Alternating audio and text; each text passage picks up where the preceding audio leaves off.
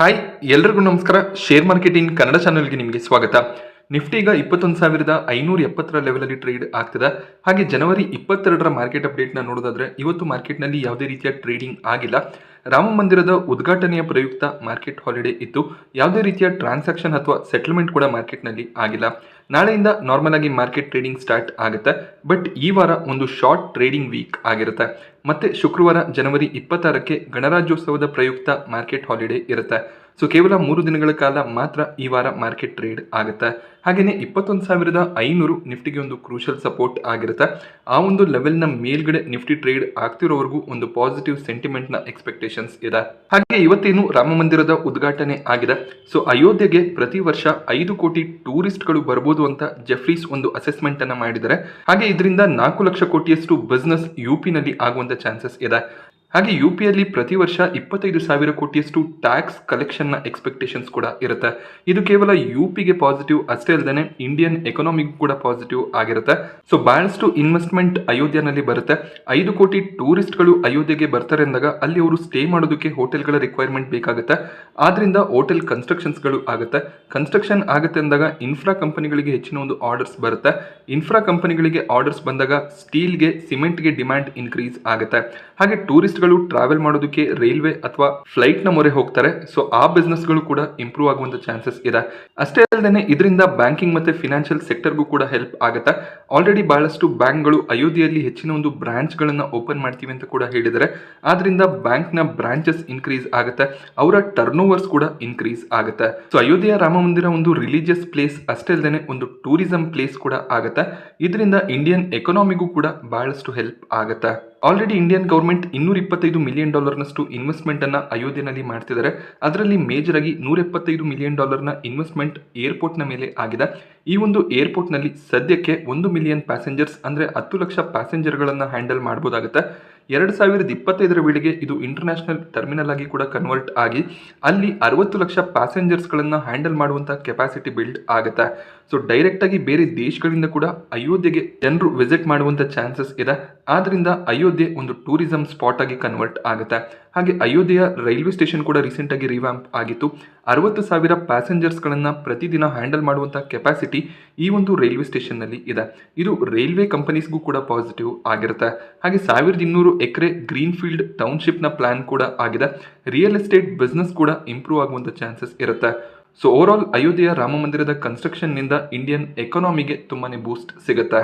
So ಈ ವಾರ ಒಂದು ಶಾರ್ಟ್ ಟ್ರೇಡಿಂಗ್ ವೀಕ್ ಆಗಿದ್ದು ಮುಂದಿನ ವಾರ ಬಜೆಟ್ ವೀಕ್ ಆಗಿರುತ್ತೆ. ಫೆಬ್ರವರಿ 1ಕ್ಕೆ ನಿರ್ಮಲಾ ಸೀತಾರಾಮನ್ ಅವರು ಬಜೆಟ್ ಮಂಡನೆ ಮಾಡ್ತಾರೆ. ಸೊ ಈ ಬಾರಿಯ budget vote on account budget ಆಗಿರುತ್ತೆ. ಅಂದ್ರೆ ಜನರಲ್ ಎಲೆಕ್ಷನ್ಸ್ ಇರೋದ್ರಿಂದ ಫುಲ್ ಫ್ಲೆಡ್ಜ್ ಬಜೆಟ್ ಅನ್ನ ಗೌರ್ಮೆಂಟ್ ಮಂಡನೆ ಮಾಡೋದಕ್ಕೆ ಆಗೋದಿಲ್ಲ. ಇಂಟ್ರೀಮ್ ಬಜೆಟ್ ನ ಮಂಡನೆ ಆಗುತ್ತೆ. ಅಕಸ್ಮಾತ್ ಸೇಮ್ ಗೌರ್ಮೆಂಟ್ ಮತ್ತೆ ಆಯ್ಕೆ ಆದ್ರೆ ಇದೇ ಒಂದು ಬಜೆಟ್ ಫುಲ್ ಫ್ಲೆಡ್ಜ್ ಬಜೆಟ್ ಆಗಿ ಕನ್ವರ್ಟ್ ಆಗುತ್ತೆ. ಸೊ ಅಕಸ್ಮಾತ್ ಬೇರೆ ಒಂದು ಗೌರ್ಮೆಂಟ್ ನ ಫಾರ್ಮೇಶನ್ ಆದ್ರೆ ಜುಲೈನಲ್ಲಿ ಅವರು ಇನ್ನೊಂದು ಬಜೆಟ್ ನ ಮಂಡನೆಯನ್ನ ಮಾಡ್ತಾರೆ. ಸೊ ಬಜೆಟ್ ನಿಂದ ಬಹಳಷ್ಟು ಎಕ್ಸ್ಪೆಕ್ಟೇಷನ್ಸ್ ಗಳು ಕೂಡ ಇದೆ. ಹೆಚ್ಚಾಗಿ ಇನ್ಫ್ರಾ ಸೆಕ್ಟರ್ ನ ಮೇಲೆ ಹೆಚ್ಚಿನ ಒಂದು ಎಕ್ಸ್ಪೆಕ್ಟೇಷನ್ಸ್ ಇದೆ. ಹಾಗೇನೆ ಡಿಫೆನ್ಸ್ ಸೆಕ್ಟರ್ ಕೂಡ ಈ ಬಾರಿ ಕೂಡ ಒಳ್ಳೆ ಒಂದು ಬಜೆಟ್ ಅಲೋಕೇಶನ್ ಎಕ್ಸ್ಪೆಕ್ಟೇಷನ್ ಅನ್ನ ಹೊಂದಿದೆ. ರೈಲ್ವೆ ಸೆಕ್ಟರ್ ನಲ್ಲಿ ಕೂಡ ಹೆಚ್ಚಿನ ಒಂದು ಬಜೆಟ್ ಅಲೋಕೇಶನ್ ಎಕ್ಸ್ಪೆಕ್ಟೇಷನ್ಸ್ ಇದೆ. ಸೊ ಅದೇ ರೀತಿಯಲ್ಲಿ ಇನ್ಶೂರೆನ್ಸ್ ಸೆಕ್ಟರ್ ಆಗಿರ್ಬೋದು, ರಿಯಲ್ ಎಸ್ಟೇಟ್ ಸೆಕ್ಟರ್ ಆಗಿರ್ಬೋದು, ಎಲ್ಲ ಸೆಕ್ಟರ್ಗಳು ಹೆಚ್ಚಿನ ಒಂದು ಎಕ್ಸ್ಪೆಕ್ಟೇಷನ್ ಅನ್ನ ಹೊಂದಿದವೆ. ಬಟ್ ಇಂಟ್ರೀಮ್ ಬಜೆಟ್ ಆಗಿರೋದ್ರಿಂದ ಎಷ್ಟು ಅಲೋಕೇಶನ್ಸ್ ಪ್ರತಿಯೊಂದು ಸೆಕ್ಟರ್ಗೆ ಬರುತ್ತೆ ಅದನ್ನ ನಾವು ಅಬ್ಸರ್ವ್ ಮಾಡಬೇಕಾಗಿದೆ. ಆಲ್ರೆಡಿ ಮಾರ್ಕೆಟ್ ತುಂಬಾನೇ ರನ್ ಕೂಡ ಆಗಿರೋದ್ರಿಂದ ಎಕ್ಸ್ಪೆಕ್ಟೇಷನ್ ರೀತಿಯಲ್ಲಿ ಬಜೆಟ್ ಬರಲಿಲ್ಲ ಅಂದ್ರೆ ಮಾರ್ಕೆಟ್ನಲ್ಲಿ ಸ್ವಲ್ಪ ವೊಲಟಾಲಿಟಿಯ ಎಕ್ಸ್ಪೆಕ್ಟೇಷನ್ಸ್ ಕೂಡ ಇರುತ್ತೆ. 2019ರಲ್ಲಿ ಇದೇ ರೀತಿಯ ಒಂದು ಇಂಟ್ರೀಮ್ ಬಜೆಟ್ ಅನೌನ್ಸ್ ಆದಾಗ ಮಾರ್ಕೆಟ್ 1% ನಷ್ಟು ಕರೆಕ್ಟ್ ಆಗಿತ್ತು.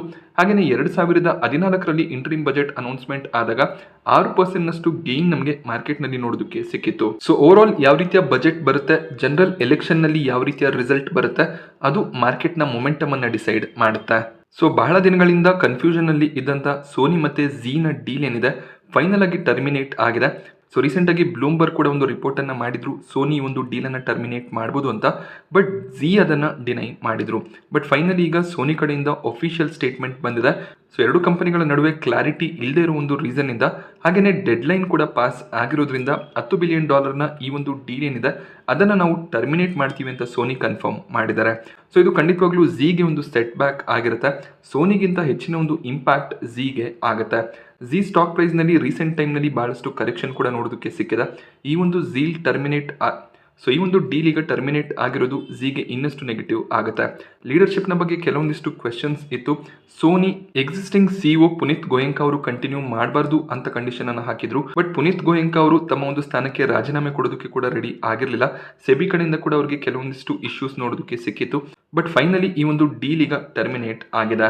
ಡೀಲ್ ಟರ್ಮಿನೇಟ್ ಆಗಿರೋದ್ರಿಂದ ಬಹಳಷ್ಟು ಬ್ರೋಕರೇಜ್ಗಳು ಝೀನಲ್ಲಿ ಸೆಲ್ ಕಾಲ್ ಅನ್ನ ಖಂಡಿತವಾಗ್ಲೂ ಕೊಟ್ಟೆ ಕೊಡ್ತಾರೆ. ವೀಕ್ನೆಸ್ ನ ಎಕ್ಸ್ಪೆಕ್ಟೇಷನ್ ಝೀನಲ್ಲಿ ಇರುತ್ತೆ. 200ರ ಕೆಳಗಡೆ ಕೂಡ ಝೀ ಹೋಗುವಂತ ಚಾನ್ಸಸ್ಗಳಿದೆ.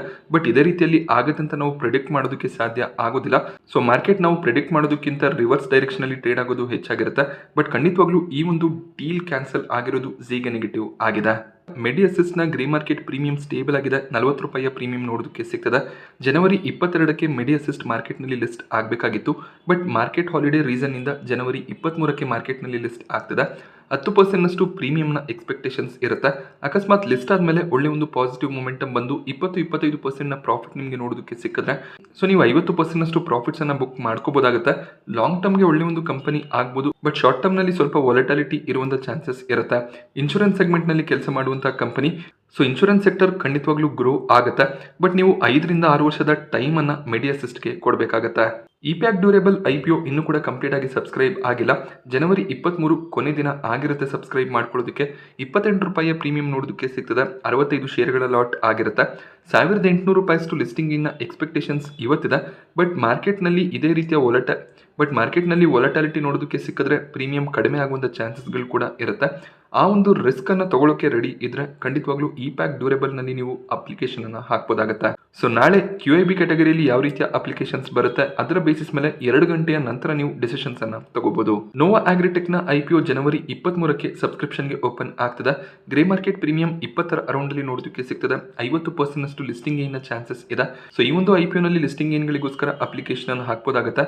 ಈ IPO ಬಗ್ಗೆ ಡೀಟೇಲ್ ವಿಡಿಯೋನ ಕೂಡ ನಾನು ಆಲ್ರೆಡಿ ಮಾಡಿದ್ದೀನಿ. ಆ ವಿಡಿಯೋ ಲಿಂಕ್ ನಿಮಗೆ ಡಿಸ್ಕ್ರಿಪ್ಷನ್ ಬಾಕ್ಸ್ ಹಾಗೆ ಐ ಬಟನ್ ಅಲ್ಲಿ ಅವೈಲೇಬಲ್ ಇರುತ್ತೆ.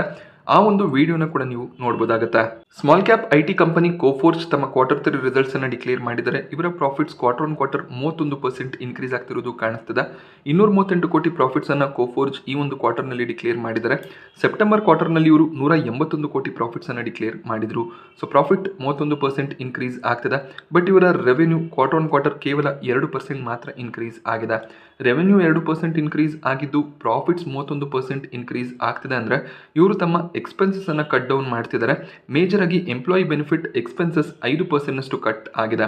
ಅಂದ್ರೆ ಎಂಪ್ಲಾಯೀಸ್ಗೆ ಏನು ಸ್ಯಾಲರೀಸ್ ಅನ್ನ ಪೇ ಮಾಡ್ತಾರೆ, ಅವ್ರಿಗೇನು ಬೆನಿಫಿಟ್ಸ್ ಅನ್ನ ಪ್ರೊವೈಡ್ ಮಾಡ್ತಾರೆ, ಅದರಲ್ಲಿ ಕಂಪನಿ ಎಕ್ಸ್ಪೆನ್ಸಸ್ ಅನ್ನ ಕಟ್ ಡೌನ್ ಮಾಡ್ತಾ ಇದ್ದಾರೆ. ಹಾಗೆ ಬೇರೆ ಬೇರೆ ರೀತಿಯಲ್ಲಿ IT ಕಂಪನಿಗಳು ತಮ್ಮ ಎಕ್ಸ್ಪೆನ್ಸಸ್ ಅನ್ನ ಕಟ್ ಡೌನ್ ಮಾಡಿ ಮಾರ್ಜಿನ್ಸ್ ಅನ್ನ ಪ್ರೊಟೆಕ್ಟ್ ಮಾಡ್ಕೋತಿದ್ದಾರೆ. ಹಾಗೆ ಕೋಫೋರ್ಜ್ ತಮ್ಮ 2024ರ ಫಿನಾನ್ಷಿಯಲ್ ಇಯರ್ನ ರೆವೆನ್ಯೂ ಗ್ರೋತ್ ಗೈಡೆನ್ಸ್ ಅನ್ನು ಕೂಡ ಅದೇ ರೀತಿಯಲ್ಲಿ ಮೇಂಟೈನ್ ಮಾಡಿದ್ದಾರೆ. 13ರಿಂದ 16% ರೆವೆನ್ಯೂ ಗ್ರೋತ್ ಗೈಡೆನ್ಸ್ ಅನ್ನ ಕಂಪನಿ ಮೇಂಟೈನ್ ಮಾಡ್ತಿದ್ದಾರೆ. ಒಳ್ಳೆ ಒಂದು ಸ್ಟ್ರಾಂಗ್ ರೆವೆನ್ಯೂ ಗೈಡೆನ್ಸ್ ಕಂಪನಿ ಕಡೆಯಿಂದ ನೋಡೋದಕ್ಕೆ ಸಿಕ್ಕಿದೆ. ಡಿವಿಡೆಂಡ್ ಅನ್ನು ಕೂಡ ಅನೌನ್ಸ್ ಮಾಡಿದ್ದಾರೆ. 19 ರೂಪಾಯಿಯ ಡಿವಿಡೆಂಡ್ ಅನೌನ್ಸ್ ಆಗಿದೆ. ಈ ಡಿವಿಡೆಂಡ್ಗೆ ರೆಕಾರ್ಡ್ ಡೇಟ್ ಫೆಬ್ರವರಿ 2 ಆಗಿರುತ್ತೆ. ಕೋಫೋರ್ಜ್ ಕಳೆದ 6 ತಿಂಗಳಲ್ಲಿ 33% ರಿಟರ್ನ್ಸ್ ಅನ್ನ ಇನ್ವೆಸ್ಟರ್ಸ್ ಗಳಿಗೆ ಜನರೇಟ್ ಮಾಡಿ ಕೊಟ್ಟಿದೆ. ಹಾಗೆ ಈ ಒಂದು ಕ್ವಾರ್ಟರ್ ನಲ್ಲಿ ಕೂಡ ಒಳ್ಳೆ ಒಂದು ರಿಸಲ್ಟ್ ಬಂದಿರೋದ್ರಿಂದ ಈ ಒಂದು ಮೊಮೆಂಟಮ್ ಸಸ್ಟೈನ್ ಆಗುವಂತ ಚಾನ್ಸಸ್ ಇರುತ್ತೆ. But over all IT sector ಯಾವ ರೀತಿಯಲ್ಲಿ ಟ್ರೇಡ್ ಆಗುತ್ತೆ ಅದರ ಬೇಸಿಸ್ ಮೇಲೆ ಕೋಫೋರ್ಜ್ ನ ಮೊಮೆಂಟಮ್ ಕೂಡ ಡಿಸೈಡ್ ಆಗುತ್ತೆ. ನಾನಿವತ್ತು ನಿಮಗೆ ಮಾರ್ಕೆಟ್ನ ಬಗ್ಗೆ ಕೊಟ್ಟಂತ ಇನ್ಫಾರ್ಮೇಷನ್ ಇಷ್ಟ ಆದರೆ ವಿಡಿಯೋನ ಲೈಕ್ ಮಾಡಿ. ಹಾಗೆ ಇದೇ ರೀತಿಯ ಮಾರ್ಕೆಟ್ ಅಪ್ಡೇಟ್ಸ್ಗಳಿಗೋಸ್ಕರ ಚಾನಲ್ನ ಸಬ್ಸ್ಕ್ರೈಬ್ ಮಾಡ್ಕೊಳ್ಳಿ. Thank you friends.